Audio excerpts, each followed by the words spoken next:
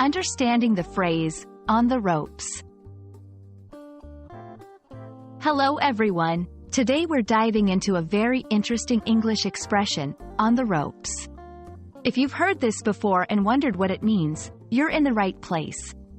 We'll break down where this phrase comes from, how to use it, and give you some examples to help you understand it completely. So, let's get started. On the ropes is an idiom that originates from the sport of boxing. In boxing, a fighter is said to be on the ropes when they are in a defensive position against the ropes of the boxing ring, usually after taking a series of blows. It indicates a moment of vulnerability, where the boxer is close to being defeated but not quite there yet. In everyday English, when someone says they're on the ropes, they mean they are going through a tough time and are close to giving up, but they haven't lost yet. It's used to describe situations where someone is under a lot of pressure or facing difficulties that have pushed them to their limits. Let's look at a few examples to see how this phrase works in conversation.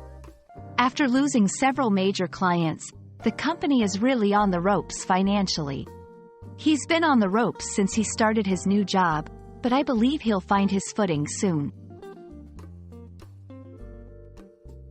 To remember, on the ropes, think of a boxing match and imagine a boxer being pushed back to the very edge of the ring. They're not out of the fight yet, but they're definitely struggling. This visual can help you recall the essence of the phrase when you need it.